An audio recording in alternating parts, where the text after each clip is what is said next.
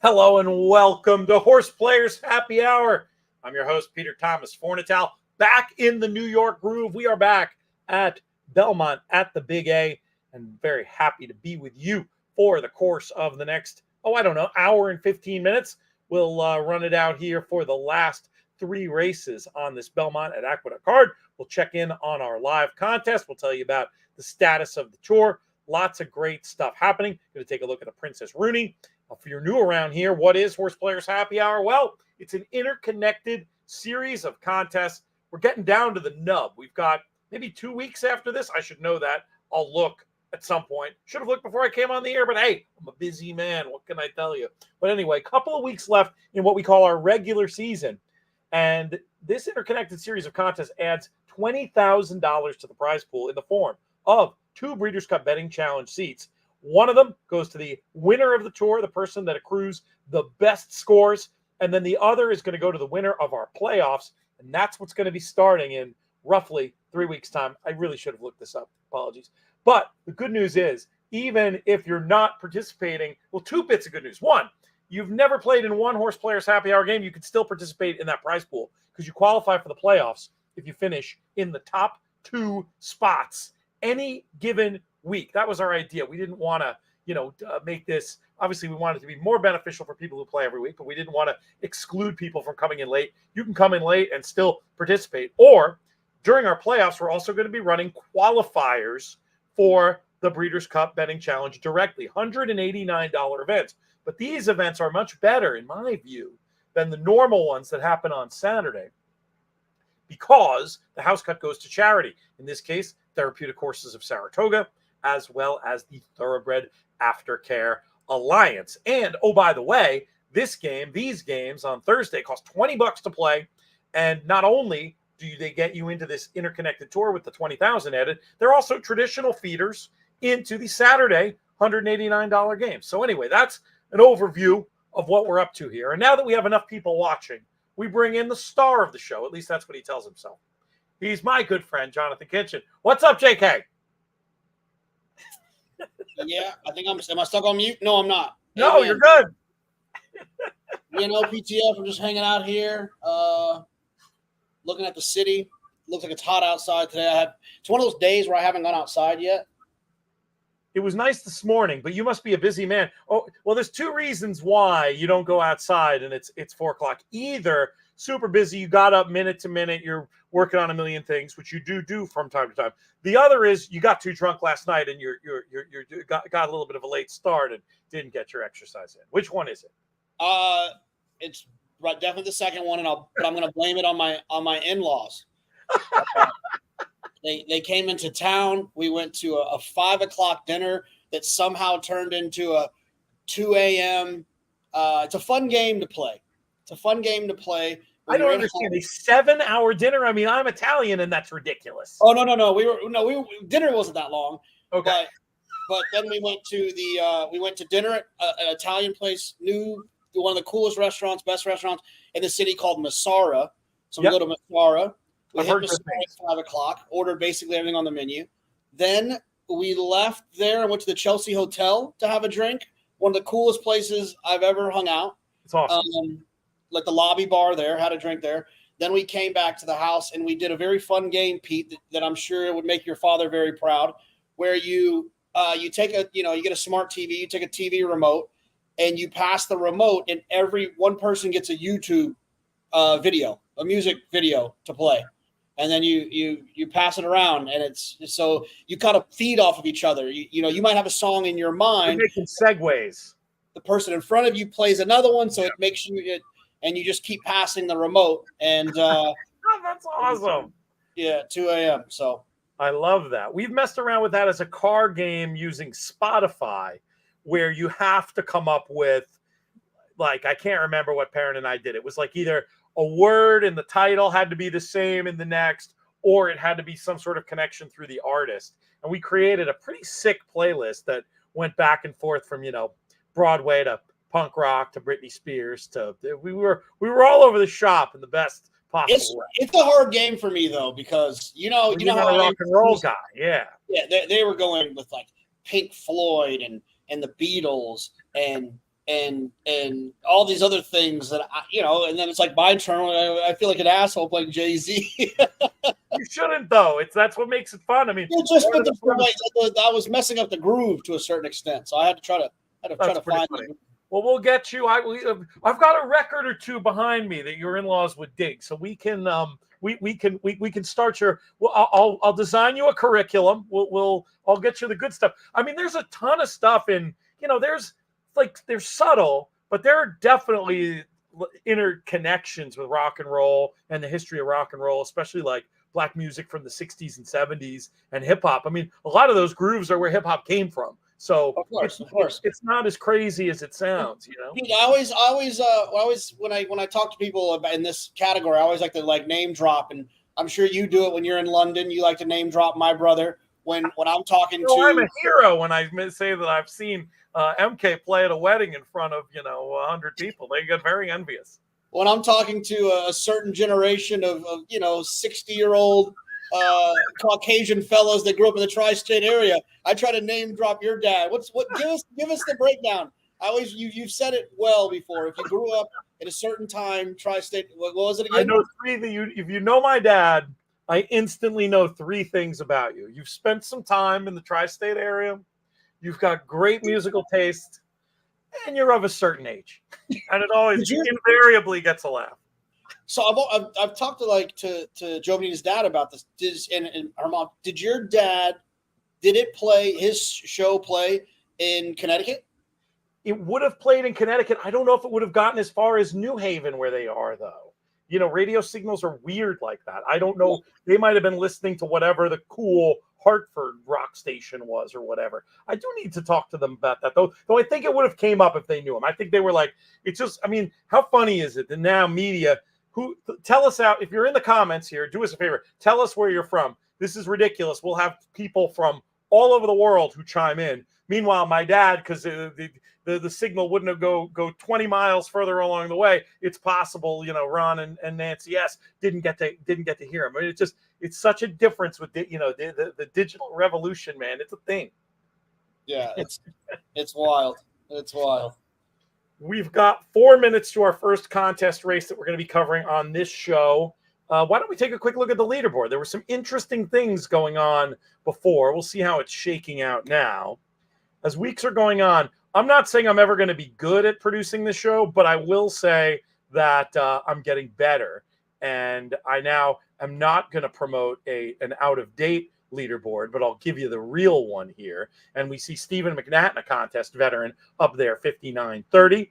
Terrence Frank in second. Good turnout today, 179 people turning up, even with the early start time. I love that. It's been good to see these numbers holding. Next year, I want 200 every week, though. Anyway, we'll get to that in due time. Production meeting, not in the middle of the show. Wendy Long, who was kind enough to join us earlier in the season on our BCBC Diaries show. She is in third place. Max Schnepf, Mark Rudy, Mike Sutton, Matthew Blanchett, Stefan Gravina, Howard Kaplan, Jeff Van Dree in the money. Writer Michael Domable is up there. William Smith, Julie LeBoyko, our tour leader. Chance to get some more tour points here. This is kind of fun. Jackson Muniz, who is one of our stars of Breeders' Cup Betting Challenge Diaries, he had a huge pick 5 hit the other week that he told us about, where he technically won enough for a BCBC entry. But I think smartly, as a younger guy, he's tucked some of that money away, and he's using some of it to try to qualify. He's also being smart and trying to qualify with short money here at HorsePlayers Happy Hour. And he's in a really interesting position, particularly if he can get this 5 runner in here at Belmont at the Big A, because this horse is 6-1 and would put him in magnificent position. He's got these 3 entries, and then it's interesting to note how he splits after. So very good chance for Jackson to advance to play Saturday. And if things break right, maybe he gets up into the exacta. And then we have another person playing all 3 the same in the form of John Marino with the very same score. So that's certainly interesting to note. Then Daniel Edwards, also in that scrum. We'll figure out who ends up where in a little bit. Putting you on the spot here, JK, word of warning, though your quick capping has been one of the best things on the In the Money Media Network this season on this show. I think I'm not joking. You're something like 5 for your last 8. Who's going to win race number 7 at the Big A. And if you need to what are the odds? What are the odds on the 11? The 11 runner is 6-1. Yeah, I'll take the 11. Okay, what did you have any angle? Or you just Well, I mean, so horse that Chad dropped for 40. Linda took the horse, and it was an off the turf race, so the horse ran bad. So the form is just like a tad bit dirty. Yeah, look. I was born dancer makes sense, but pretty short. So I'll take the 11. Yeah. All right, I like it. We'll see. Kick a buck based on the success you've been having. I like now. Perrin would really get excited about this idea that Trish just put up there in the comments. A Britney Spears sing along with that could be very entertaining. She would be into it. I can tell you that. What's your karaoke go to? God, I mean, I'm all over the shop with karaoke. I like a band that you won't know particularly, I'm going to guess, but there's a lot of good T-Rex songs for karaoke. But really, what's ever there? Marshall and I actually once did a duet on Back in the New York Groove, the Kiss tune, Peter Criss from the Peter Criss solo record. That, of course, was our closing theme for a little while. I don't think it was ever on the Players Pods. I throw it on once in a while, but it was more when we were doing those daily shows for our friends over at Naira. That's a good one. What about you? Where do you lean? Oh, I'm the guy that sits in the corner and acts like he's way too cool to do it. That's terrible. No, I'm just kidding. I don't know. I mean, I don't even know what I would do. What do you mean? You've never done karaoke? Like this is supposed to be you're telling us what you do, not a you've never done karaoke thing. I mean, that's just crazy. I can't think of the last time I did do karaoke. I don't know. I'm trying to think of it. Well, you can, I would assume there's plenty of stuff that you could just get. I mean, you're musically or you're always listening to tunes. What would you? Yeah, I don't even know what it would be. Feet to the fire. You got to come up with something here. We'll give you a minute to think about it. You're better with the quick picks for the horses than necessarily the quick picks for the karaoke, apparently. But we'll give you some time to think about that and come back to us here as they're about to load in the gate. My voice is a little off. I'm not even going to pretend to do whatever. We're just going to talk while the race is on, but we can talk about what's happening in the race. That might work out. Oh, fun thing for later. Little Brown Jug today, harness racing action. This stream is going to end, and our Little Brown Jug stream from our friends on the harness side is going to pick up. I'm going to stick around. I won't really be sticking around so much as we'll stop the stream and start that one. But I'm going to go on with those guys for a minute and chat about that. And our own Drew Coatney is actually live at the Little Brown Jug today because it takes place right near where he lives in Ohio. But it sounds like a fun party. I mean, you got to give it to harness racing with these big events in the middle of the week. It's kind of fun to have this kind of action and, great harness content over on inthemoneypodcast.com. If you're interested, head over there, sign up for the harness newsletter, which we do separately from Thoroughbreds, because there is a lot of fun crossover. So anyway, that's something to consider. You ever been to a harness race? No. That's shocking. You've never done the degenerate doubleheader. I never dragged you. Oh no. Yes, I have. I was there when Paul Matisse's son had his graduation party. I think maybe. Yeah. That sounds. I mean, that tracks. I feel like Bobo had his graduation party there, so I was there for that. And then don't get me wrong. I mean, my dad would love to deposit $50 into Twin Spires on a Wednesday night. And lose it all at Mohawk, betting our address. So, I've seen it. I just haven't. Maybe that scarred. Maybe that experience scarred you. Very, very funny. I'm hoping to do. I want to learn more about it. I think it's interesting. I mean, from an ownership point of view, I love the idea that the horses run so much more often. And if you got to be careful where you're playing. At Bobo's graduation party, a $50 bet would have made the 6-1. 8-5 or whatever, maybe shorter. But some of these harness tracks, especially today, but I mean, you mentioned Mohawk generally, like these are very good pools. All right, let's pick up what's happening. Real quick on the harness note before. Yeah, please. Bob Edwards of E5 Racing, a guy by the name of John Fielding was part breeders. Part of the team that brought you the breeders of Rushing Fall. So Bob has a good relationship with him, and they also come from the harness world. him and Fred Hertrick, and Bob's got a few harness horses now, and he said it's a lot of fun. They run a lot more often, and so he's been enjoying it. Come on with this 11. Yeah, your 11 is making a late move, staying on late, but it's going to come 10-4-11 there at the Big A. Go back to that leaderboard for a second. Look at these top numbers, looking for 10s, and see who ended up where there in that 7th race at back. Good news for Wendy Long. Good news for Stefan Gravina. Was the 4 any kind of price?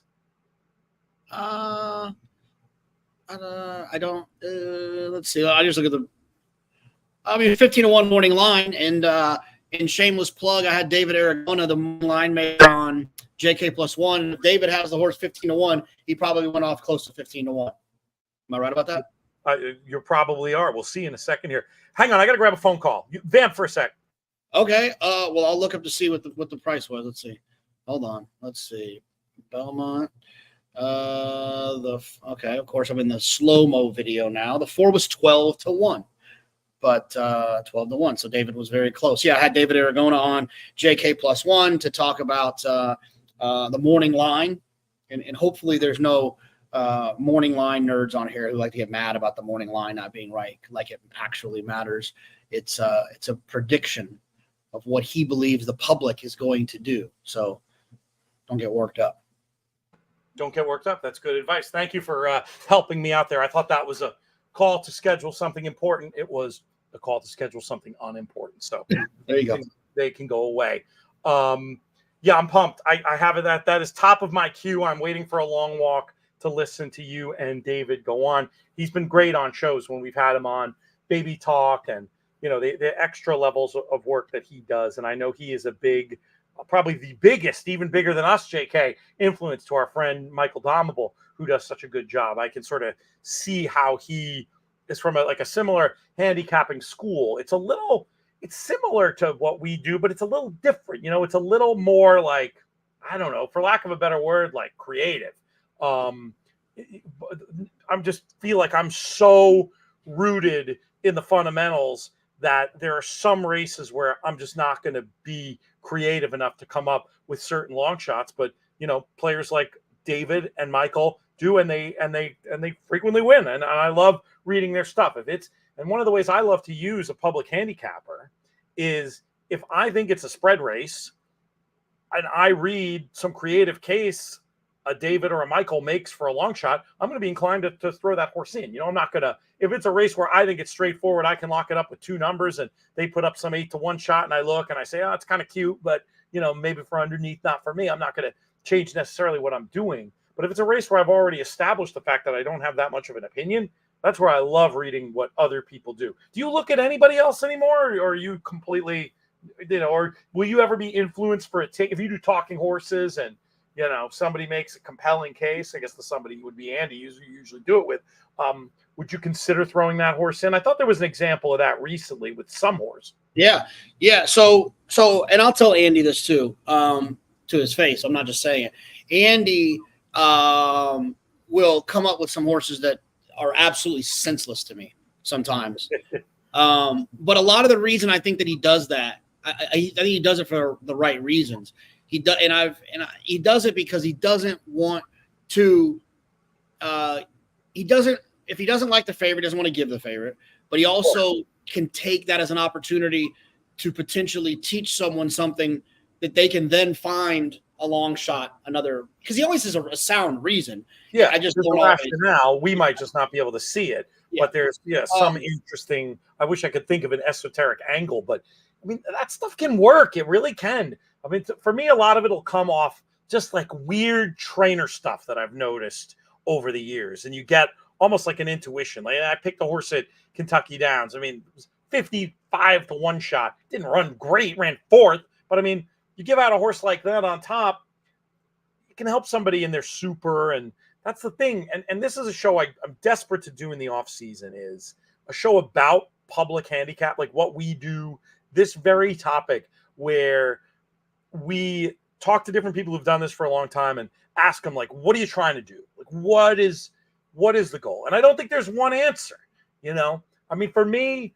first and foremost, I believe in the importance. If I have something clever, you're darn right I'm going to try something clever. I read the 55 to 1 shot on top at Kentucky Downs being a prime example. But if I don't have something clever, I want to give you the darn winner. And I'm not going to sacrifice giving you the winner just because it's a short price, just because the horse I think is going to be the winner at a short price, just because, I don't have I don't want to give out any favorite. I don't want to give out a bad favorite ever. And I get upset if my opinion ever evolves and I feel like I've done that. But you hear where I'm going with this? I think different people have different attitudes. Some public handicappers, I think Andy will give a favorite, no problem. But there's others who I've seen over the years who it seems like they're almost like allergic to it, to the point where it's cutting off your nose to spite your face sometimes. Yeah, no, Andy will pick a favorite in the right setting. So to go all the way back to answer your question, even I think it was Jockey Club Gold Cup Day, that Sunday, closing weekend. I did Talking Horse with Andy that morning. I think there was a pick six carryover. I played the pick six that day, and there was a turf sprint in there. And on that morning on Talking Horses, Andy made a case for a horse that was like 40 to 1. And he made a very good case. And I think the case was more complex than this, but it was one of those you had to look off of the past performances. So lifetime past performance to see the last time the horse had turf sprinted, where it actually made sense that the horse might appreciate getting back to the turf sprint, but it would not have shown up on a regular past performance if you weren't looking at lifetime. Yeah. And out of pure respect for him in a race that I thought was wide open, I used him as a B horse, and he won at like 40 to 1. Unfortunately, Arthur's Ride stunk up the place, and so the ticket went down in flames. But yeah, but typically no, I don't. Look, if someone calls me Mike Maloney one time this summer texted me and said, this was actually a funny situation. I had done Cart Talk with Dwayne Lucas, and he had kind of expressed that he really liked a first-time starter he had. But I just kind of took it in stride. I was like, oh, okay, whatever, okay, Dwayne. I see you enter horses. I'd imagine you probably like a lot of them. I wasn't trying to be disrespectful. I'm just saying, I wasn't going to change my opinion. And that morning, Michael Maloney texted me that he liked the horse on handicapping. So if I can get 2 different reasons to like a horse from, I will concede to that. And actually, I singled the horse and he ran second. But yeah, I'll listen, but not too often anymore, really. Yeah. But honestly, it's the audience who I really want to hear from too on this question is what do you want? There's some people, I know there is sort of a knee jerk, like if it's a 3 to 1, oh, it's a favorite. I could have come up with that myself there. They're only looking to public handicappers for the creative ones, but I don't know. For me, it's like the discussion around it or the writing around it, and that combination of help me feel more secure about pressing, help me find a horse to include in a spread race, I've always felt like, at least at the start, and don't get me wrong, I used to tape HRTV every night and watch, what's that show that Aaron used to do, Against the Odds. Because when you're first starting, you're still trying to learn how to find what winners look like. I've been around the game long enough to know I can look at it. I can make a case for every horse in every race somehow, some way. And so I don't, I'll listen to a Sean Borman, I'll listen to a Duke Matisse or a Paul Matisse, or if, if Marshall has an opinion, or if there's something you're passionate about, but am I looking through my Twitter feed and so says that doesn't really move me. Chris has a good point about this, that it really, the race starts with the winner, regardless of price, then that dictates how to wager. In other words, if it's a strong favorite, it doesn't necessarily mean it's a bad betting event. It could be a great betting event. I don't know. Some of our best bets we've done together certainly have been finding that right backably priced winner to key in horizontals. I mean, that's some of the good stuff. Funny enough, this actually brings up a good point. So, this is I'm gonna get this off my. I've been meaning to get this off my chest. So please, HorsePlayer Happy Hour is basically like JK's therapy. Do you want? I'll give you the full screen. Yeah, hang on. Here we go. No, I don't want the full screen. I want to be able to look at you. I don't want the full screen. I like to look at you to see what you're doing. No. So, and I talked about this a little bit. So over this summer, they wanted us to do like that little contest thing between me, Paul, and Andy, where we had a bankroll and we played. And the reason I'm thinking about it is because your question about, as a public handicapper, what you do, this came up a little bit because I had explained it before. And when one of the trolls was giving me a hard time about this recently, they actually screen grabbed our conversation about this last time and like used it as like, I don't care. So let me explain. So we played in this contest. Get that screen recording ready, troll. Yeah, hit it. So we played. We did a contest, and which was fine. I was excited to play. It was going to be fun. You know, I would invite people to look at my Breeders' Cup betting challenge plays, and you'll see how I play. You'll see what I try to do. I try to find safe spots where I have strong opinions on short price horses, and I'm willing to bet a lot of money rather than some people who chase 40-1 shots and bet a little. Do your thing. I just don't play that way. So in this contest, that was my approach, that I was going to just be aggressive a couple of times, but the producers and the powers that be on the show would not let me take big swings. They wanted us to do like $200 a day. Okay. Can I do like multiple doubles tickets? No, it's got to be one screen, one graphic. Okay. All right. We get a new graphics guy in who, for some reason, I submitted a play, $150 double at noon, and it didn't make the show for a 4 p.m. race that I would have scored for $3,000. Annoying, whatever, no big deal. Deal with it. So basically, it got to a point Cross that guy off your holiday card list. Is that graphics guy off the holiday card list? Whatever. Yeah, whatever. But I got to a point where I didn't want to like chase things through. I was just kind of over it to a certain extent. So I was literally waiting until closing day, because on closing day they were going to let me go all in. Well, Andy scores on Sunday because he hits a $50 win on that 40-1 shot, a $50 win on the winner of the Jockey Club Gold Cup. So Andy's bankroll goes to like 6,000. So finally, I'm in a position where I have to be pretty aggressive on closing day to try to get there. So what I did was I went all, I had like $1,300, $1,400. I went all in with that Christophe Clement, bridesmaid, run second 3 or 4 times in a row in the first, but was had a big figure edge on everyone else. And I played doubles, weighted doubles with that horse into a Chad first-time starter that was supposed to be really good that ended up winning, and a Michael Maker horse that was second-time starter who ended up running second. And I bet it efficiently in a way where if the Christoph horse wins, then basically I'm like drawing live for like $3,000 to either one of those horses, whether it's the Chad first-time starter or the other one. But all these trolls on the internet screen grabbed the first wager, not the second wager, just the first one, and then wanted to point out how inefficient it was. But it wasn't inefficient because I was covered by the other horse as well. So I couldn't have just bet the Chad horse. They said, why did you just bet the Chad horse to win?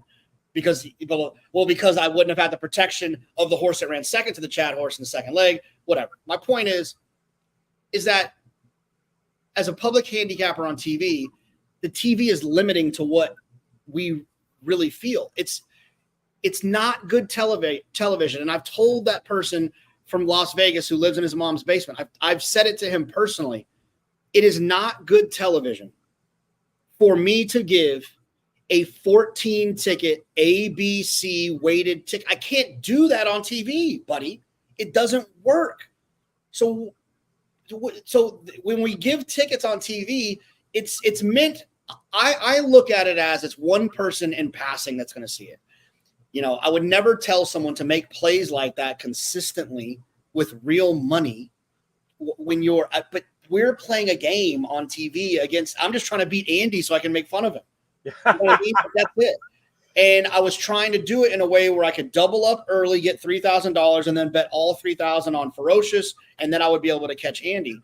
And, you know, it didn't work out. But, like, these people act like they, you know, like the FBI, like they caught me making the stupidest wager ever in the world.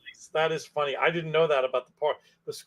I've clearly muted all the right people because I know none of what you speak of, which is great. I had that experience at Saratoga actually multiple times where somebody came up to me and said it was very it was gratifying and horrifying at the same time. Can't believe what they're saying about you. Can't believe what we like. They were meaning to be supportive, but I can't believe what they're saying about you. It's like, I have no idea what you mean, and I'm so happy I have no idea what you mean because I've muted all the right people. But I am a little upset when you say that because then when somebody who's obviously on your side says it to you, you do wonder for half a second, but I don't look. I don't care. I don't look. it's you know, what I think people don't understand on Twitter is like the way that algorithm works. Like you might see, because you're interested in horse racing or whatever, and you're not liberal enough with the mute button, you're going to see like a lot of terrible people, but it's basically like a 14-person echo chamber. Oh, if you mute them, you see nothing. And it's not like it doesn't get promoted to a whole ton of feeds. It's like a slice of a slice of a slice. I mean, it's not my favorite thing to do when someone says something ugly. My favorite thing to do is to look to see how many people liked it, and then take a screenshot of it, send it to them, and say, "This is pretty pathetic that only 3 people liked it," and then block them so that they can't respond. It's one of my favorite moves. That's good. That's very good. I mean, if you're not going to go for the full-on ignore, I think that's. The DM and block is a strong move. It is good. If I ever got it, you can't do it to someone who's got a few followers because then they'll screenshot it and wear it like a badge of honor. Yes. You don't want right, but if they only have 14 followers anyway, it basically doesn't matter. No, that's a good way of approaching that. Jorge chimes in. Hola, Jorge. Where in the world are you? We want to hear this stuff. We got some of our regulars chiming in there. We've got that's very funny. Chris chiming in. I should retweet you more, Chris. You have a lot of good ideas and a recent nice contest win too. I have a feeling there's a valuable prize with your name on it coming up soon. Great to see you, Rob, in the comments as well. Yeah, let's hit us up with your questions, whether they're the Breeders' Cup, etc. We do have one little bit of business, JK. Before, if you don't mind, I'm going to keep you on through this second race, but I want to talk to you about the Princess Rooney. Is the bit of business because we do have. It's interesting. The Breeders' Cup schedule changes every weekend. Let me make sure or every year. Let me make sure to check. I think the Princess Rooney. Yeah, that's all we have this weekend. Next weekend it starts to get wild. Vosburg, Pilgrim, Ack, City of Hope Mile, California Crown, Miss Grillo.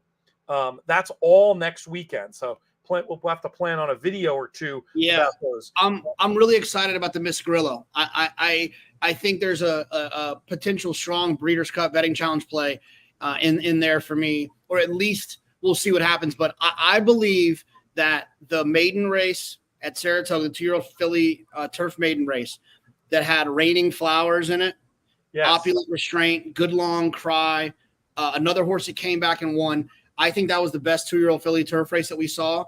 I'm assuming that Opulent Restraint is going to run in the Miss Grillo. We'll see where Raining Flowers shows up or what they decide to do with Good Long Cry. But I'm going to have my eyes on that one pretty heavy to see what happens there. I'm so pleased to see so much cross-pollination with California Crown too. I'm going to be doing all those races. We're going to cover that differently than we've ever done before. I want to create a landing page for all the cool wagers they have. They have an all stakes pick 5.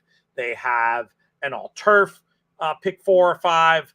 We're going to have this all listed in one place. But then beyond just listing it in one place, I'm going to try to hyperlink out to all the content, whether it's videos for the races that we do or written pieces. We're going to have you covered soup to nuts for the California Crown. I'm excited about this event. Going to be out there. Oh, the rumors are true. Edison chiming in the comments. The Ray Catolo will be joining us to help us. He's going to do the last race at Aqueduct with me, but he's also going to help us get y'all prepped for Little Brown Jug action that's going to be happening shortly after we go off air. But Princess Rooney is the win in your in race this weekend. Filly and Mare sprint berth on the line, and very strong looking favorite to me, JK, here in the form of number 5, Soul of an Angel, coming off this turn back in distance. Home game for Safi Joseph more than it is for Soul of an Angel, who's actually been up in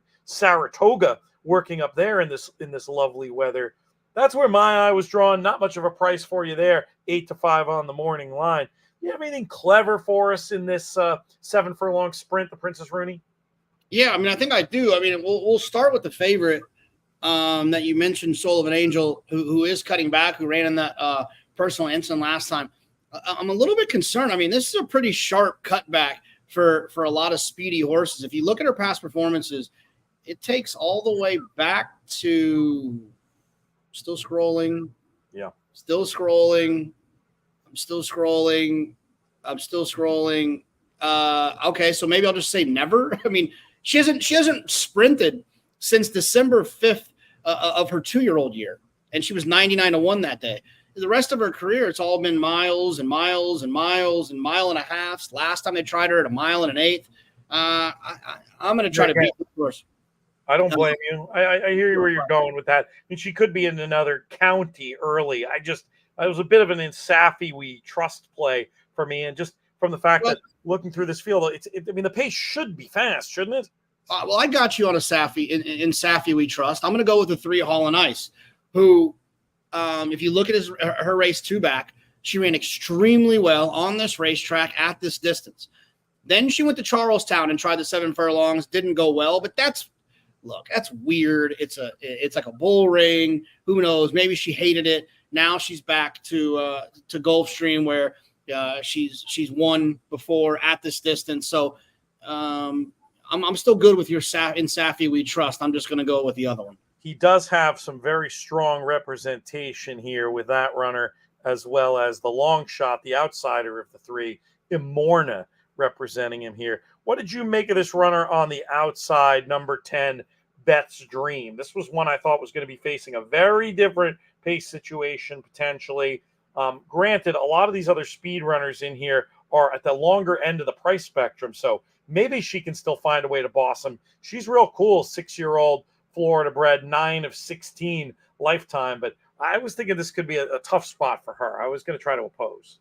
No, she can absolutely win. I don't have a problem with her at all. She's drawn well towards the outside. She's won 4 races in a row. She's going for number 5. She's won 8 times out of 11 that she's run at Gulfstream, so she likes it there. But look, she's been odds on in what, 4 of her last 3 of her last 4 wins. She was odds on.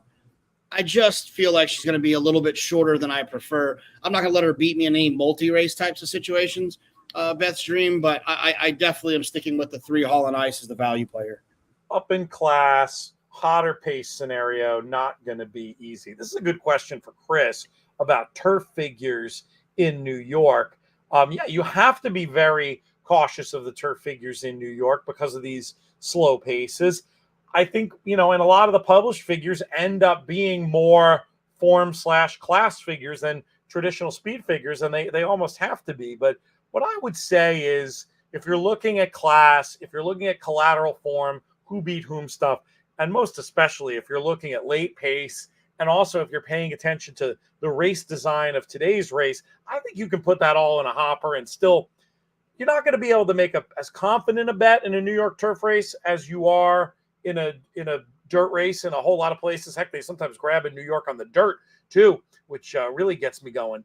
But I think you have to factor it in. I'm not going to, want to key my day around a horse that might end up pace compromised in a turf route in New York. But I think that I think you got to take the final time figures with a grain of salt. I mean, I think that's all fair, but I wouldn't say it rises to the level of making them, unbettable or anything like that. But yeah, I mean, caution probably is advised on turf racing generally because of the dynamics, especially, 2 turns in paceless races. A lot of weird crap can happen. Where do you stand on Chris's question, JK? Did I get it right?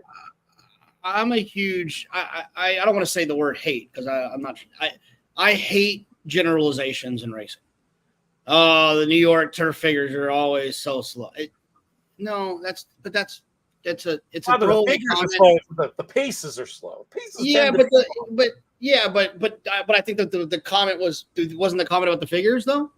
It was, can you trust the figures because the paces are slow? That's how I read it. Yeah, well, yeah, you can trust the figures because the figures are what the figures are, but you have to take into consideration what the pace is. Right. But so you can trust the final number because the final number is real. But if you look at the final number as like it is what it is. If a horse runs a 68, then that horse is a 68 type horse. That is a mistake. But that's anything. Every number needs to be evaluated and understood how it was earned. And I don't think that's just New York. I mean, I think it's everywhere. Turf figures are very pace dependent, which is why I think Timeform US is a wonderful tool for that. Like you mentioned, if you can find a way to have some late pace numbers, Timeform US has that a little bit. Looking at the fractions, the internal fractions, and understanding those fractions has a lot to do with it. I get itchy when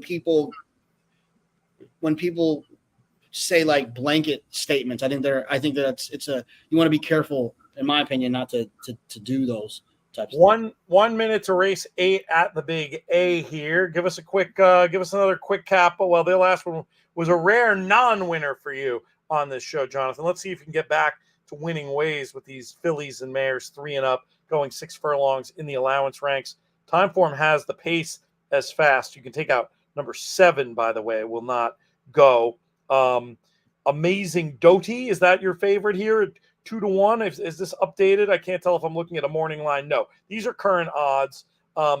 This horse under Erad, I think, is going to take a lot of heat from the 6 and the 8. Just looking at the Timeform pace map, I'd be inclined to go in a different direction because there's potentially other speed in this race as well.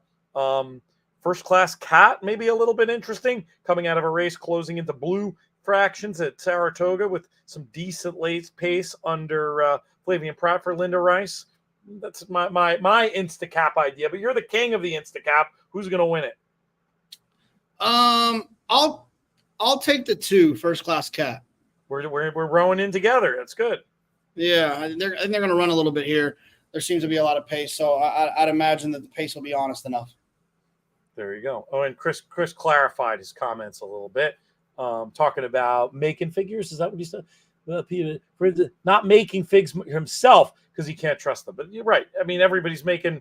I mean, it all depends on how you're making figs and what the process is. But I will say this: there's a lot more. You say the figs are the figs, JK, but I mean, they do a lot more projecting in these New York turf races, I think, than they do in New York dirt races, for example. So it's like it becomes a different kind of tool when there's a lot of projection. I think the reason that Beyer projects is because his figure is not pace infused. So to tell an honest story, he has to project a little bit. You know, he can't have the, let's just say demonstrably slower horses running. Far Bridge, right? Far Bridge as an example, right? He walked the dog on the front end with some of the best horses going long on the turf in this country currently. I guarantee that raw number, based on how slow they went, probably wasn't very good. But he knows those horses are capable of running 90, 100 type numbers, so he projects it up to let you know that, it probably was somewhere in that arena, but the pace made it tricky to navigate. I still want to be in the meeting with Appleby and the 2 jockeys before the race, where they both somehow came away with the idea that they were the ones that was supposed to grab it. 2 horses, they went on the lead their previous race. Neither of them decided to go. Andy picked that horse, and so we were sitting on the show, and I was like, well, he didn't pick him to go wire to wire. I said, that wasn't the trip, though, you thought, right? He's like, absolutely not. And I say it still to this day. If someone were to tell me that a horse went wire to wire, I would have picked 7 other horses to do it, and there was only 6 in the race. but it is fun. I mean, that is a good example of the perfect example, really, for what you were talking about, Jonathan, about how these things can get a little bit gummed up in terms of, the figures you have to give, etc. This horse is winding up, but too far back, I'm afraid, unless these front two just stop to an absolute walk. But it doesn't look. It's going to be closer than I think. I hope you're right. I'm worried this 5 Amazing Doty has put the thing away. Yeah, the 2's just sort of one pacing it now. Might get second. That'll be close. I think just missed. What did the far side hold? Who got second? Oh, I thought it was inside. Yeah, that's what I meant. Inside. Far side. I got you. You went all British on me. I know, because they run in both directions, so it gets confusing. But yeah, we both think that our tip did not get up for second. No doubt about the winner, though. Amazing Doty. I thought it was going to be a tougher pace scenario than it ended up being, and the horse ran very well. Stick around with me till I do this next leaderboard update, and then I can vamp for a bit. That was a great question, Chris. Come up with anything else you want to know. We got the super slow-mo here. This will tell us pretty definitively if it was, in fact, the... Ooh, it's closer. It's a little close on that shutter cam. I don't think that the 2 won, but it looked like it was closer to maybe...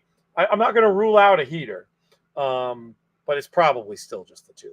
We'll see, or excuse me, just the 8. We'll see how that goes. No, it was the 2. It was the 2. There you go. The naked eye can fool. That it's hard on the pan, because it's just you don't exactly know where the camera is, etc. It can flatter one side or another. Watching this come back one more time. Let's see. Yeah, it's weird because the camera straightens up, but at the very end. Anyway, whatever. We gave them a second place finisher. Nothing really to brag about. But Flavian Pratt and First Class Cat will complete the exacta with Amazing Doty there in race number 8 at the Big A. 1 race left to go in this contest. When this goes official, we'll update the leaderboard. Oh, you know what I might ask? I'm going to ask you to do me a favor. I'm going to update the leaderboard. I'm going to ask you to vamp for 30 more seconds. I'm going to go get a drink, and then I will take it home. How about that? All right. I can vamp. Yeah, not yet though. Let me do the, unless you want to do the leader vamp and include the leaderboard, but no, let me do the leaderboard and then we'll go because I'm curious to see what happens here as well. What do you have anything fun cooking tonight? Going to be a mellow night after you got after it a little bit yesterday? Yeah, I'm gonna chill. Just see how many times we can DoorDash today. You know what I mean? Yeah, it's one of those. What's my record? My record for DoorDashes in a day is probably 5. Really? That's impressive. Yeah. Is it all food, or do they bring anything you want? Yeah, you can get anything. I mean, okay. But yeah, 5. I mean, the weirdest thing I've ever delivery serviced was one night I had Austin, and I forgot that it was Easter the next day, and I needed some Easter eggs to plant around the house. So I had someone go to Target because I couldn't leave the kid at the house. So I had, of course. Yeah. So they will bring you colored eggs, or did you just put the eggs? No, I got the little plastic ones you can put stuff in. Okay, gotcha. I'm with you now. Yeah, you can get a lot of things delivered though, Pete. Reminds me my favorite. I presume he nicked it from somewhere, but I can't say for sure. But the Steve Bick line relating to Easter, his faux brag after giving out a nice winner. Do you know what I'm talking about here? No. If I tell you it's Easter, start coloring eggs. Genius. Okay, we are a fish goal, but doesn't necessarily mean it's updated this second. Let's see if it did. It did not. So we will wait yet another minute. NFL thoughts and the NFL thoughts for the weekend. We're playing in the Circus Survivor, and there's only one direction for us to go at this point, JK. It's been a chaotic first couple of weeks in the NFL. Well, this makes me sick to say because I'm I'm a supporter of how good the Lions are, but I've started my power rankings, doing the way I like to, with all the, big emphasis on third down, mixing in lots of other things like that. Cause I think third down is the most indicative of an offense. If you're converting third downs, it means you run the ball well. If you're converting third downs, you have a good play call or a good quarterback. It's all encompassing in my opinion, the third down. Arizona is ranked number 1 as my number 1 overall team right now. And I understand that they're not the best team in the NFL, trust me. But I do think that there's an opportunity with them that they're a little undervalued. So I have Arizona +3 as one of the games we might play. I have Jacksonville being horrible, so Buffalo is a game that we might play. And those are a few to name.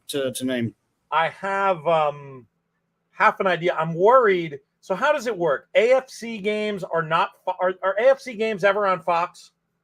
Because I was going to try to hit you up for tickets to see the NFL in London again, potentially on the day after Champions Day. But I'm worried that you were able to hook me up last time because it was a Fox game, and I'm worried. I would have think. Well, not. I mean, there is some AFC games. Well, now that you mention it, I think a pure AFC matchup is likely on CBS. That's what I'm worried about. I'll check, and maybe it's possible it's different because it's London, right? So I'm not going to give up just yet, and we'll find somebody.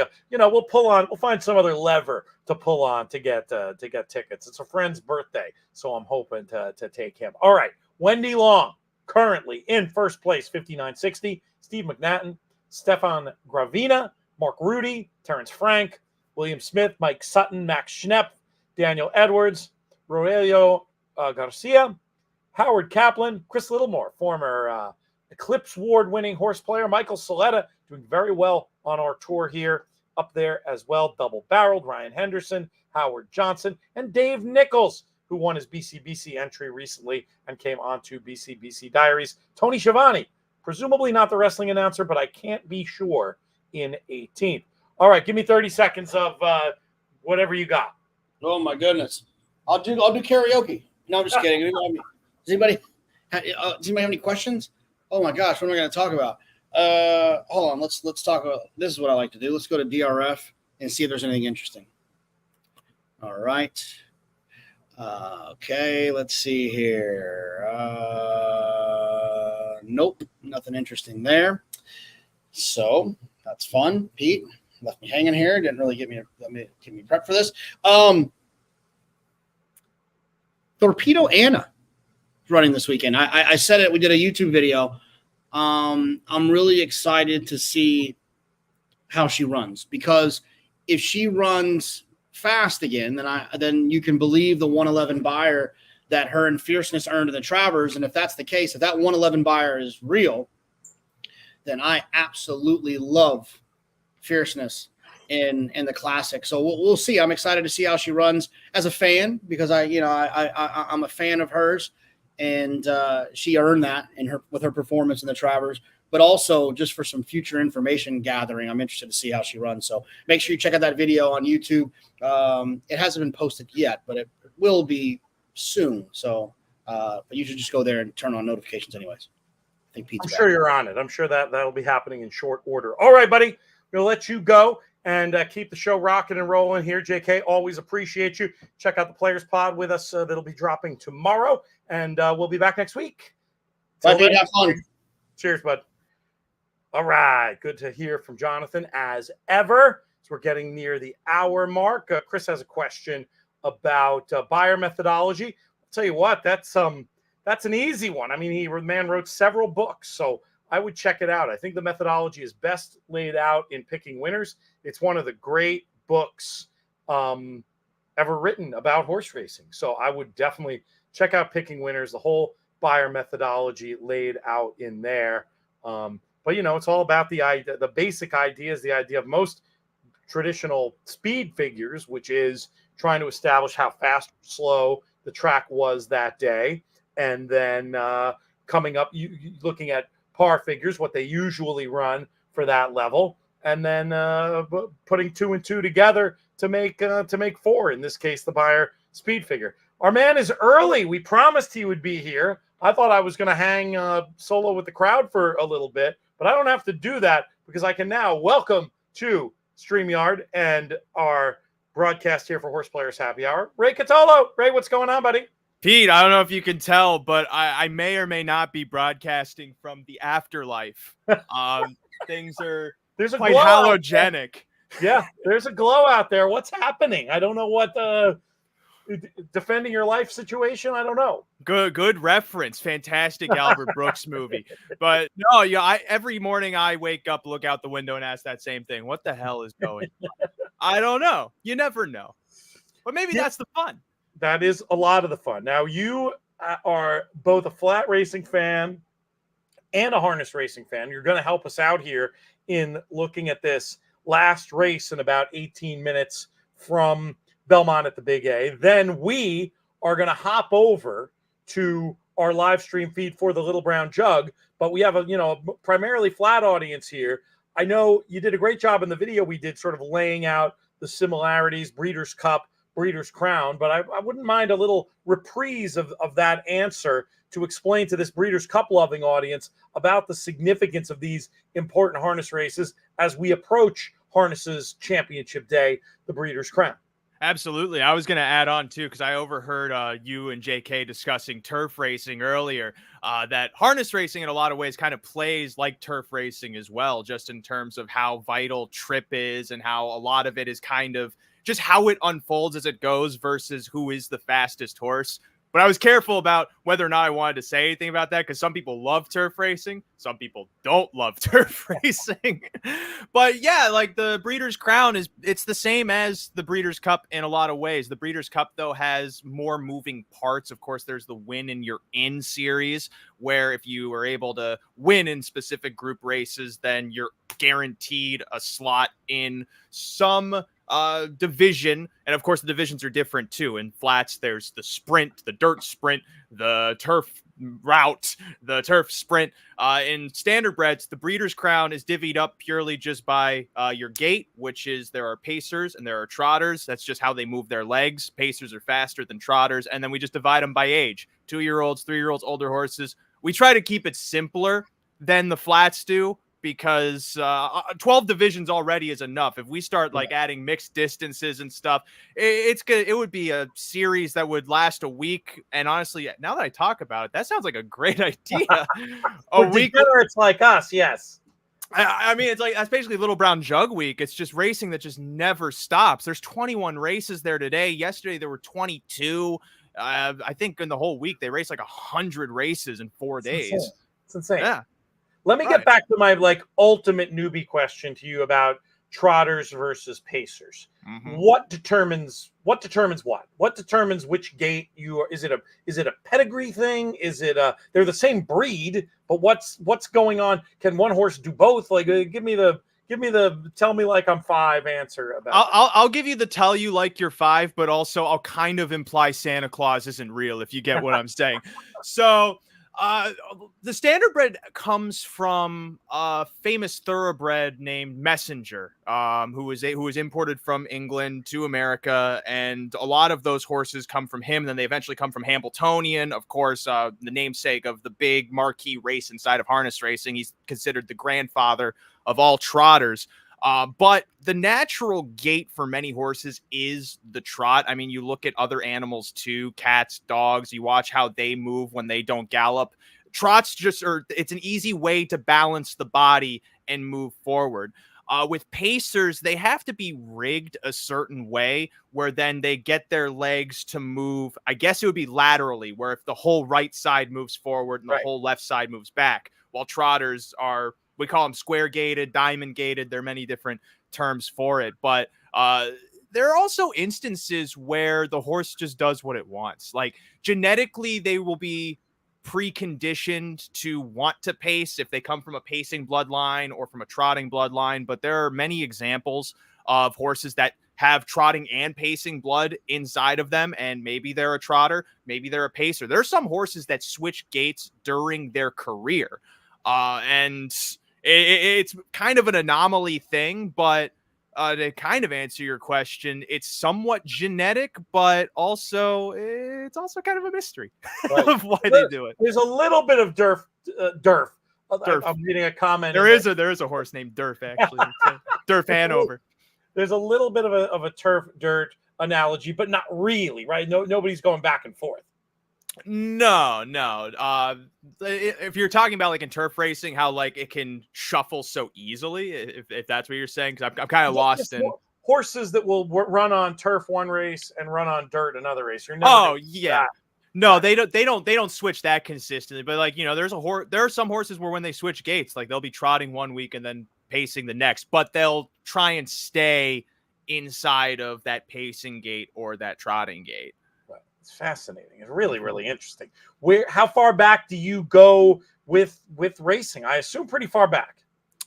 So let's see. I watched my first race with interest, I think, at 10 years old. Okay. And I'm 25 years old at this point. So I've been doing this for a decade and a half.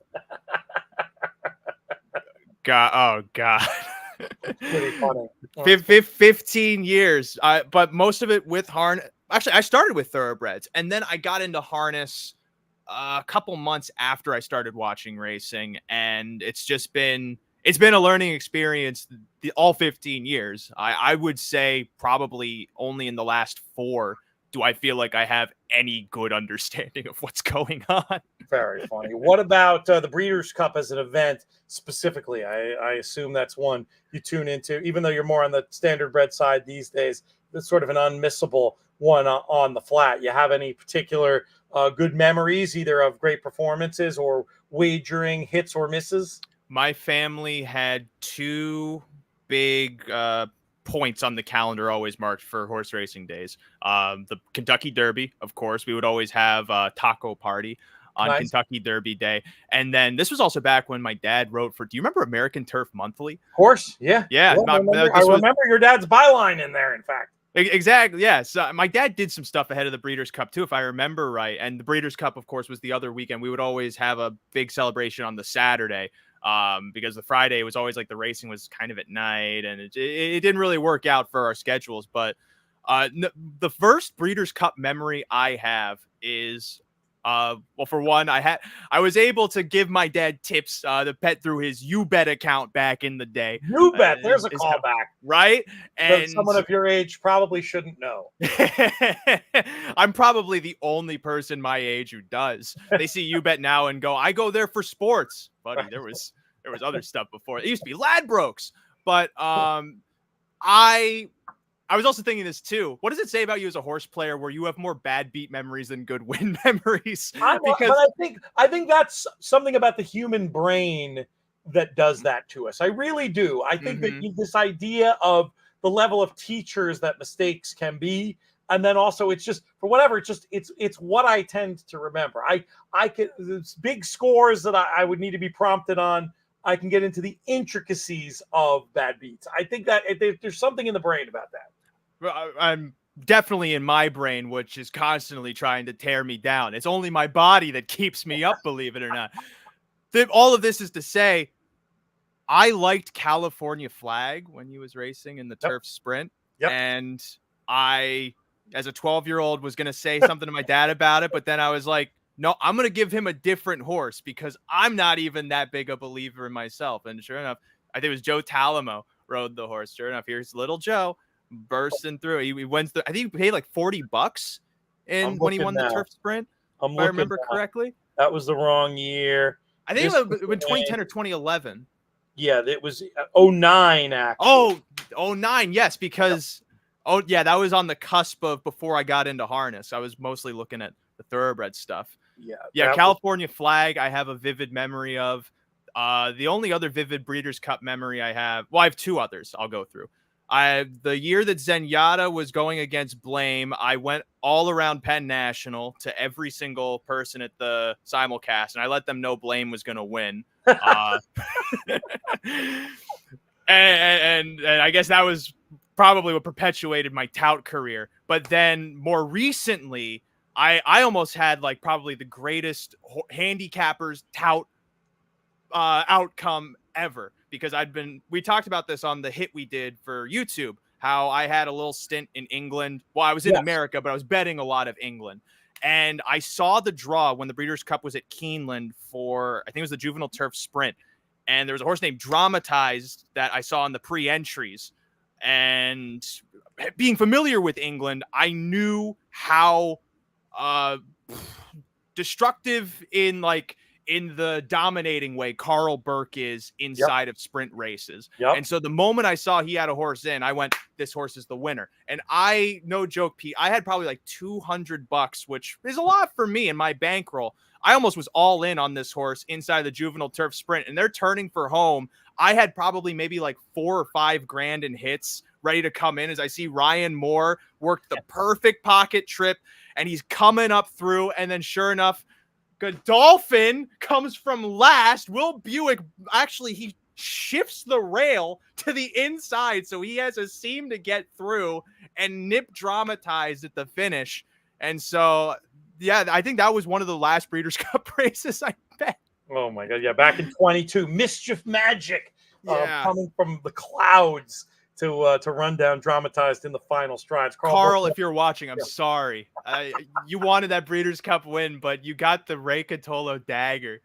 That's very funny. He's got he might be represented at this year's Breeders' Cup, and definitely one that folks should be taking a look at. I'm very much looking forward to our In the Money Plus coverage of all of our In the Money coverage, but In the Money Plus, particularly on these Euros this year, we're going to have more and better info than ever before. Trip notes, buyer fig equivalents, all kinds of good stuff. Encourage folks to check that out. We'll be promoting it once it gets closer to being live, much more so, but inthemoneypodcast.com/plus, the place to go for that. We have a question about someone you may or may not know, Ray. Chris asks about the name Brittany Wilfong. Wonders if you might be familiar with the Wilfong family in the harness world. Is that a name that means anything to you? Yes, I actually got to meet Kyle Wilfong when back in the day I hosted a podcast called North American Harness Update, and we were able to travel to many different racetracks. One of the tracks we traveled to was Hawthorne. And what's funny is if you actually go on YouTube, you can find a sketch that we shot with the drivers where I went back and I gave them a pep talk. And Kyle Wilfong, if I remember correctly, is in that sketch along with some other guys like Tyler Sheehan, who I ended up crossing paths with again at Oak Grove. Travis Seekman, I think, is in that sketch too. Oh, God, I can't remember who else is in that. But it was one of the rare things, because that was one of the things we were wanting to do, was we wanted to try and make it more of like a variety broadcast, given the fact that we only had so many resources to actually pull off this type of stuff. But yeah, otherwise, you know, I'm more acquainted with Kyle. I've never met Brittany, but Kyle is also good friends with another friend of mine, Jay Hochstetler, who trains at Harrah's Hoosier Park. And sure. Jay and I actually met at Vernon Downs the very first weekend I announced harness races, because he was still stabled up there. I hung out with him at the bar when he was there with his dad, Homer, and really got to know him there. So, I mean, yeah, you can ask me a lot of people inside a harness. I've probably crossed paths with them at some point, and hopefully they have something nice to say about me. That's the real question. Yeah, right. Brittany and Kevin, brother and sister, apparently. Very, very cool. All right, how many minutes do we have for this race? We have a few. So let's before we talk about this race, not that many, 5. That's like, what, 10? Yeah, set us up for what's going to happen on the next live stream. We're going to close this, and then a moment later, you're going to hit the new live stream, which will be available not on the Breeders' Cup channel, but if you're watching this on the In the Money Media YouTube channel, stick with Breeders' Cup until this is over, but then come over to the In the Money Media YouTube channel, hit the subscribe button, and then stick around to watch the stream. But what will people be seeing, Ray? Oh, Pete, they're going to be seeing vibes like they've never seen before, because we're going to be having a jolly good time talking about Little Brown Jug. As a matter of fact, I can tell people right now, the first elimination just went, and a horse I gave out on the video just won in that elimination. Which one? Captain Albano. That's right. The went off at wrestling 3-1. Yeah, that's fantastic. Just won in the first elimination, so we'll probably recap the first elimination. The second elimination should probably be going around when we go live on that, and so we'll follow along there, talk some of the other in-between races, answer questions that people might have about harness racing.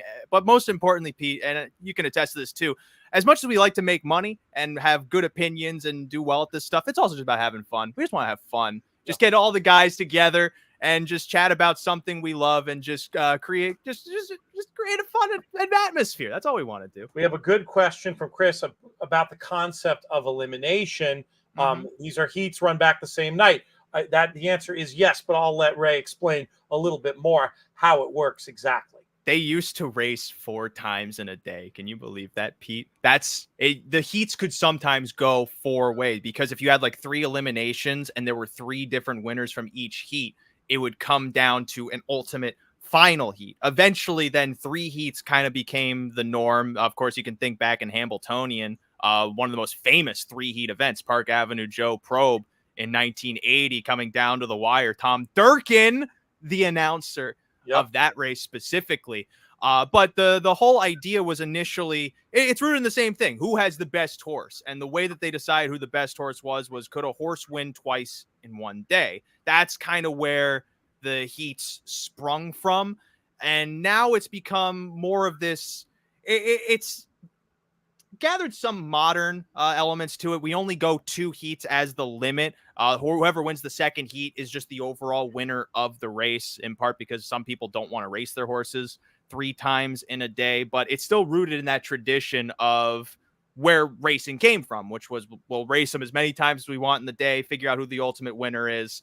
And so the Little Brown Jug at this point it might be the only heat race left in North America, now that I think about it, because the Hambletonian used to do heats, even just a couple of years ago before they transitioned back to eliminations the week prior. But the Little Brown Jug, especially being a fair track and that kind of grassroots type of environment, they just try to keep that tradition going and just try to keep those elements of harness racing's history still running. So how does it work in terms of like the fields for the eliminations? Like how many start out, how many end up in the final? How does it work at the Little Brown Jug? Well, specifically for the Little Brown Jug, it's going to be the top 4 finishers from each elimination, presuming that there's 2, which there are this year. If there were 3, then sometimes they do the top 3 and then they'll have a trailer, which would be a 9th horse inside of the race, or they'll do some other type of draw by lot based on where horses finish. And so at the Jug specifically, there is an incentive in how you finish in the elimination. If you win your elimination, you're going to draw between posts 1 and 2. If you're second, you're going to draw between posts 3 and 4. Of course, it makes the eliminations more interesting, because sometimes if you can just kind of mosey your way into the final, you might not necessarily be urgently trying to get a second or a third in some of your races. But inside of the Jug, if you win the race, you get to draw one of the 2 best posts on the track to go for the big money. And so you're probably going to see a lot more pedal to the metal. I mean, Captain Albano just won in 149 and 2, which may be close to the track record, if I remember right. It's amazing. Let's talk about this Aqueduct race for a minute. We'll obviously get back to Little Brown Jug activity when we hop onto the other screen. I unfortunately have another deadline I forgot about, Ray, but I'll hang with you for the first. I'll help you get kicked off there for the first 15 minutes. Good. So I'm looking forward to that. Hopefully we can keep some of this audience we've got watching us. But I know you had a look at this race. I was going to be a homer for our friends at Glen Hill Farm and take a look at their runner in here, Bourbon Milk Punch, second-time starter who I'm expecting to improve after showing speed early and yet still shaping like one who'd appreciate the extra distance with a gorgeous pedigree. But do you have something more creative, something a little bit of a price for us? Yeah, this is interesting, because when you told me it was going to be the last at back, I was thinking it was going to be like a 40,000 maiden claimer and not a maiden special for 2-year-olds. Decent race, yeah. But I mean, this is a tricky race because it doesn't look like there's any type of speed, but at the same time, the turf races you don't really go gate to wire in a lot of them, even in the sprints. I saw earlier Joel Rosario was able to burst through. He's got an interesting one for Cherie DeVoe, Panache, 16-1. I wouldn't be opposed to that, just because I like the horse cutting back in distance after a race where very clearly probably expelled a lot of energy before the race when trying to load. So going back to a sprint might be able to work into a good trip. Price-wise, looking at this board too, the 10 is the next most logical for me. Also, Pretty Liza. I just like the fact that she kept trying through trouble, gaining ground through trouble, and with that wide draw, I mean, on one hand, she might have to travel a lot of ground if she can't cross over well, but on another, she seems like she has a little bit of fight to her and should be able to at least get a little close, and she's 9-1. Yeah, so it's a nice price. Frankie Dettori in the irons, and one that That's licensed to improve second out. Really interesting pedigree cross on that one. Cantharos Galileo cross. First time I've seen that, but it's intriguing for sure and suggests that, who knows, maybe turf sprinting from the sire side is what that one wants to do. We've just been talking through the races, but I'm not going to dissuade you if you want to call it. Oh, no, I mean, I could just, I don't need to call a race. Okay. I just wanted to give you the opportunity. Michelle Yu always gets, who somehow we've avoided having this year on this show. We'll have to correct that injustice before too long. She gets upset if I don't let her call. So I don't have to let, if you've got that club in your bag, I want to offer. Big late money for the 5 here, Bourbon Milk Punch. We'll see if she can live up to it, just getting shorter all the time as the gates are getting ready to pop here at Belmont at the Big A. 1 left to load. From a wagering strategy point of view, what would you do in this situation? Oh, I wonder if I want to bet the 10. Ooh, the 10 is acting up as soon as I looked away. Would it be a double win bet situation? Would you go for the gusto with an exacta? Would you throw anybody else in? Edison really wants you to call the race, right? I mean, I could call the race if people really want me to. But I think what I would probably do is I would probably put a win bet in on the 2, just given the price, and then I would probably wheel her underneath and like exactas and tries, because just the price is too good for me to not use her in that way. And I feel like the 5 is a default favorite inside of this race too, just because you see the figure in a race of unproven horses, and on top of that, she was gaining ground, and so it just feels like everyone has to go to her when, especially in a maiden race, you're better off trying to give more allowance to these horses to grow and do better than what they've already shown. And I hear you. If it wasn't for the fast pace and the homer aspect of the pick, I probably would have agreed with you. Those were the 2 things that pushed me in that direction. So if you're talking about wheeling the tribe, will you separate contenders from non-contenders, or will you just go all? Like for a try, sometimes if I'm really on the fly, I'll admit I've done all just because I'm trying to punch it in time and I don't have time to think. But I probably would use horses like, it looks like the 10's going to scratch. Yeah, 10's out. I'd probably use like the 5 and the 6 on top, and then I would just keep punching variations. I keep the tickets fairly slim, but I try to just kind of wheel within who I have as my contenders. Gotcha. And for me, I have the 2-5. I had the 8 as a contender too, but she scratched because I thought she would be speed, and this race generally has no speed whatsoever. So I have no clue. There's not a lot of encouragement in that regard. Now Jock's off the 3, but I think that's just to load. Yeah, they got to reload everyone. Yeah, I mean, I think because of the pace in the Bourbon Milk Punch race, there might be some assumption that she is going to be the early leader this time around. We'll see how it plays out here in a second. I'm not sure. Definitely some potential for chaos. And that idea you mentioned about being interested, I mean, first-time starters and second-time starters both, they have kind of their own angles that sometimes do defy the market, right? Because the market is so figure-based, as you were pointing out. And you can, especially finding the right barns who are going to improve more than average second up. Please don't tell me they're taking them all out. Are they taking them all out? Yeah, of course they're taking them all out. That's the rule. They got to do that.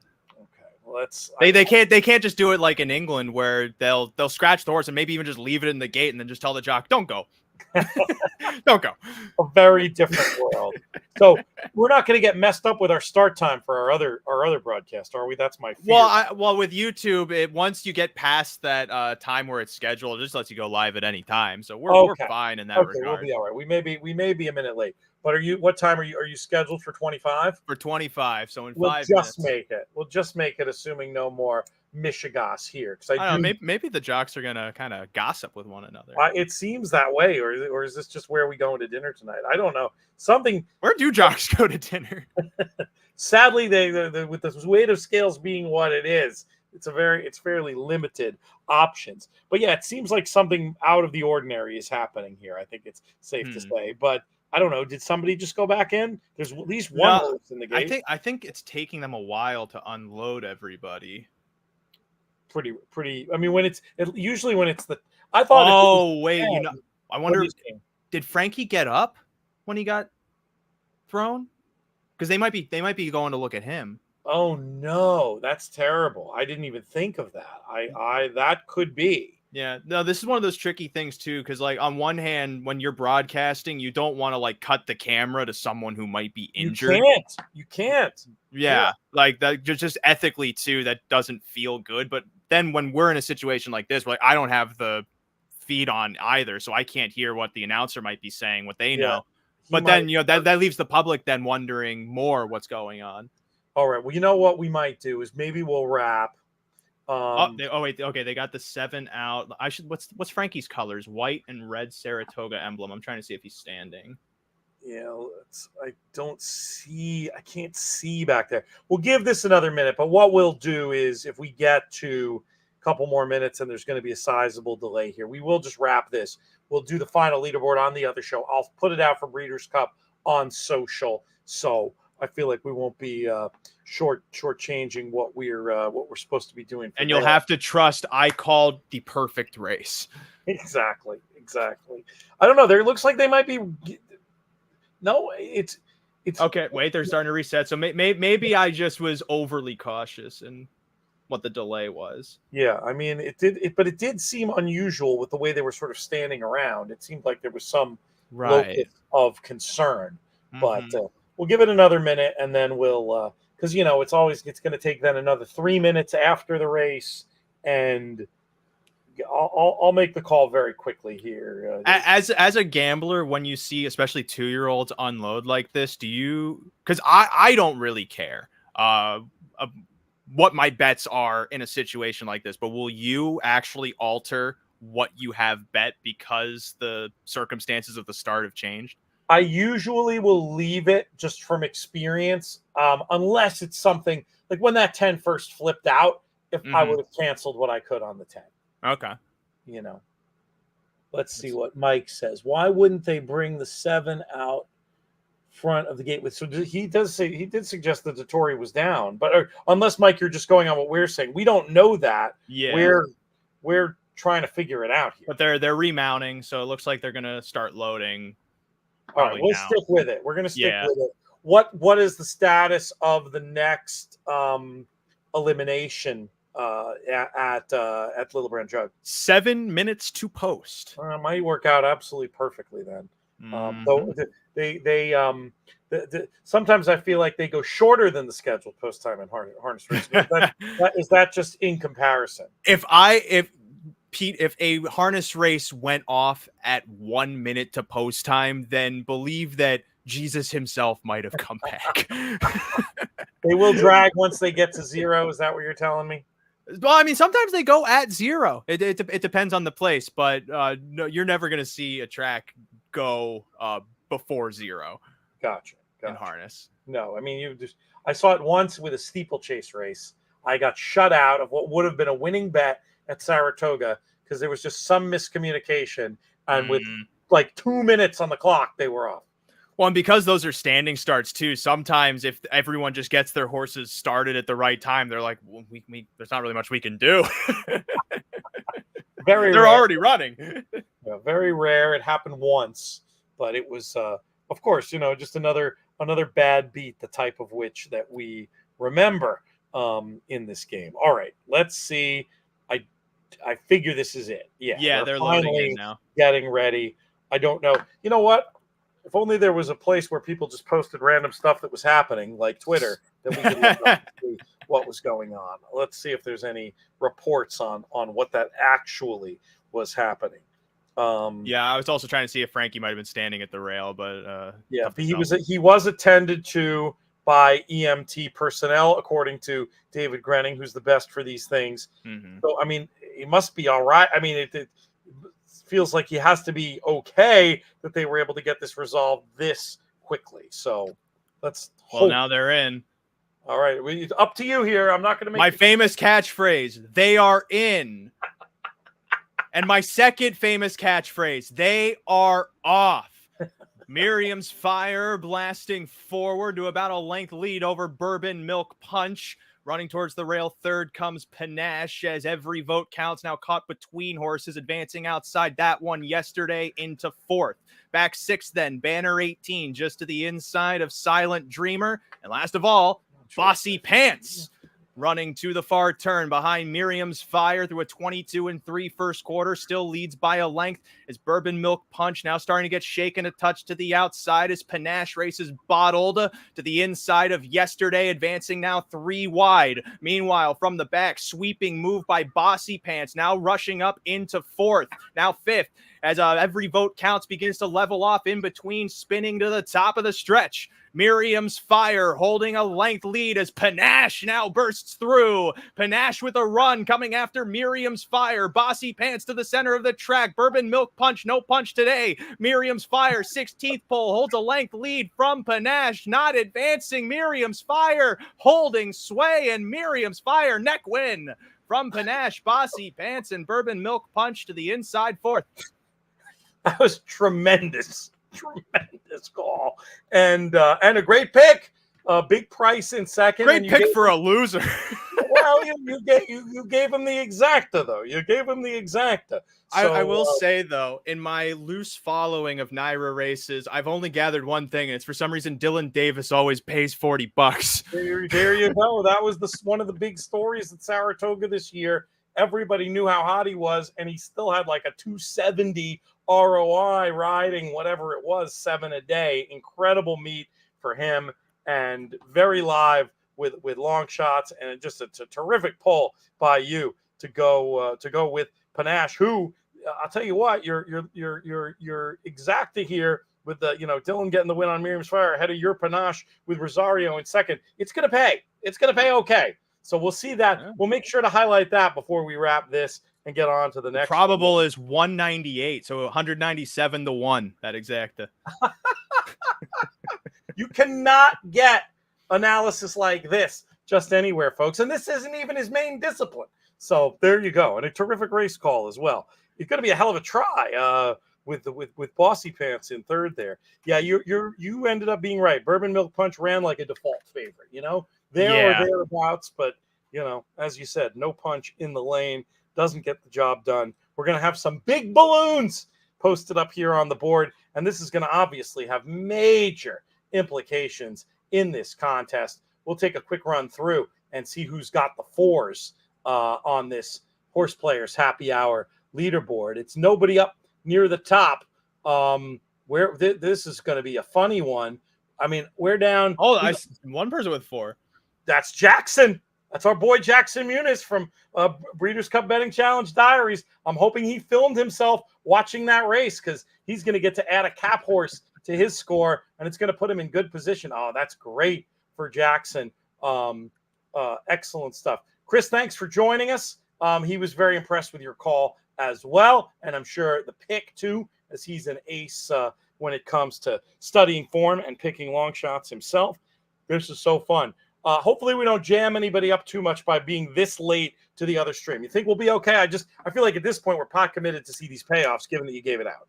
The way that I see it, Pete, sometimes you're late to the function, and what are you going to do? Just endlessly apologize or just show up late? You got to just show up late. They'll deal with it. We'll be fashionably late. Who else do you have on the other show tonight? That's a good. So we got the usual folks from the Harness Players podcast. I've gotten word that Edison Hatter's plane arrived. Nice. Always good news when you hear a plane arrived. Very good. Well, who knows with him, honestly? Tough to tell. But he will be rocket. On. Yes, I mean, gosh, I was just having a debate with him earlier today about gravity.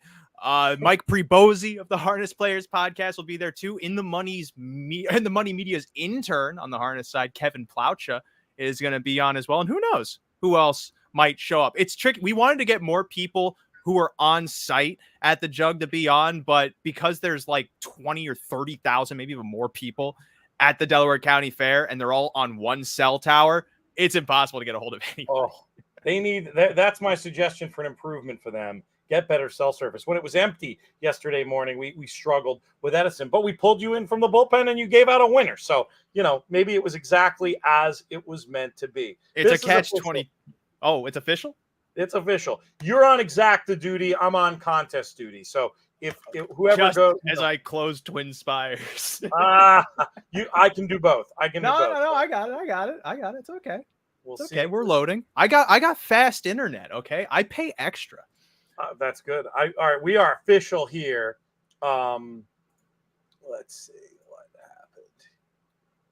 Oh, it's the famous Naira. It's official, but we're just gonna show the horses walking back to the paddock shot. It was weird. It was the wrong, like, I don't know if you saw that when I was refreshing. It put up the wrong information for a second. It had the two winning the race. Very weird. But in the end, it is Jackson Muniz from Breeders' Cup Betting Challenge Diaries. He will be playing in the HorsePlayer Happy Hour playoffs with his winning total of 9,250. Joining him by hitting the exacta Derek then Dennis Clark, Steve Nemitz, Wendy Long, which is funny because they're partners in life, and it's good to see their names back to back on the leaderboard. Matt Letexier, Stephen McNatten, Stefan Gravina, Howard Kaplan, Mark Rudy, Terrence Frank, Chris Littlemore, Howard Johnson, Zachary Agamenoni, Dave Smythe, William Smith, Mike Sutton getting that. No, it was at 18 spots to 18 spots. So Max Schnepp holding on, actually winning the tiebreaker, Max over Sean O'Malley. Okay, we are out of here. Thanks to Ray. Thanks to JK. Thanks to all of you for listening. Thanks to our friends at the Breeders' Cup. Until the next time, may you win all your photos.